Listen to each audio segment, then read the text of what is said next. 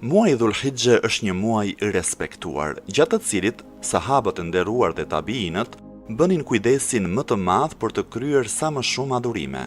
10 ditët e para të këtij muaji janë përmendur në Kuranin Kerim dhe si të tilla janë ditë të mbushura me mirësi të mëdha.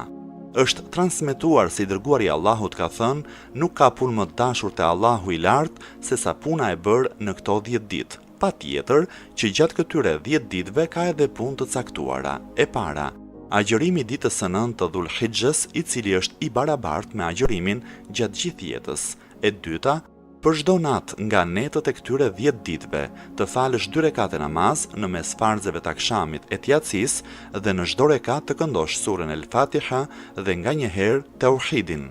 Qul huwallahu ahad, si dhe ajetin vijues وَوَعَدْنَا مُوسَى 30 لَيْلَةً وَأَتْمَمْنَاهَا ب10 فَتَمَّ مِيقَاتُ رَبِّهِ 40 لَيْلَةً وَقَالَ مُوسَى لِأَخِيهِ هَارُونَ اخْلُفْنِي فِي قَوْمِي وَأَصْلِحْ وَلَا تَتَّبِعْ سَبِيلَ الْمُفْسِدِينَ. Sura El-Araf, ajeti 142. Me këtë namaz je bashkëshoqëruesi haxhinëve në shpërblimin e tyre. E treta, duke e filluar nga dita e parë e 10 ditëshit të Dhul-Hijjës dhe deri në fundin e ditës së Arafatit, pasi të falësh namazin e sabahut dhe namazin e akşamit, të këndosh lutjen e Sadikut alayhi salam: O Zoti im, ti ke preferuar dhe i ke nderuar këto ditë mbi ditët e tjera. Me mirësinë e me mëshirën tënde, bëri që unë t'i arri këto ditë, prandaj në këto ditë zbrit mbi ne prej begative të tua dhe zgjeroj mbi ne mirësitë e tua. O Zoti im, të lutem të lartësosh Muhammedin dhe familjen e Muhammedit dhe në këto ditë të na udhëzosh në rrugën e drejtë, në rrugën e largimit nga veprimet e ndaluara, në rrugën e pasurimit dhe të veprimit në ato punë që ti dëshiron dhe je i kënaqur. O Zoti im, të lutem vetëm ty, o pranuesi të gjitha ankesave, o dëgjuesi çdo meditimi, o dëshmues i çdo grupi njerëzish, o i dituri i çdo të fshehte, të lartësosh Muhammedin dhe familjen e Muhammedit, të largosh prej nesh në këto ditë sprovat e rënda dhe për të mirën tonë të përgjigjesh lutjeve tona.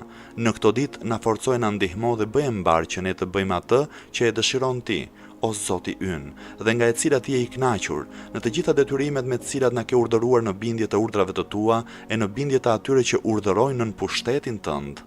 O Zoti im, vetëm ty të lutem, o më i mëshirshmi i mëshiruesve, të lartësosh Muhammedin dhe familjen e Muhammedit dhe të dhurosh për ne në këto ditë kënaqësinë. Vetëm ti e dëgjuesi i lutjes, mos na privon nga e mira që ti zbret prej qielli në këto ditë. Të lutem, na pastro prej mëkateve, o i shumë dituri të fshehtave dhe bëje detyrim për ne hyrjen në shtëpinë e përjetshme. O Zoti im, lartësoje Muhammedin dhe familjen e Muhammedit. Në këto ditë për të mirën tonë, mos lër asnjë mëkat pa e falur, asnjë breng pa e larguar, asnjë borxh pa e shlyer, asnjë të larguar pa e sjell. Mos lër asnjë nevojë prej nevojave të kësaj bote, të botës tjetër pa e bërë lehtësisht të mundshme e të arritshme.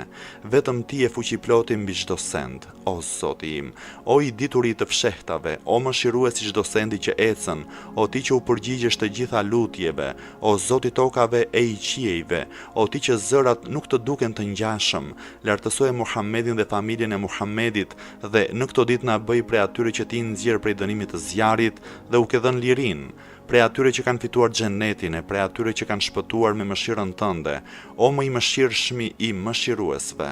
Allahu e lartësoft Muhammedin dhe të gjithë pjesëtarët e familjes së Muhammedit.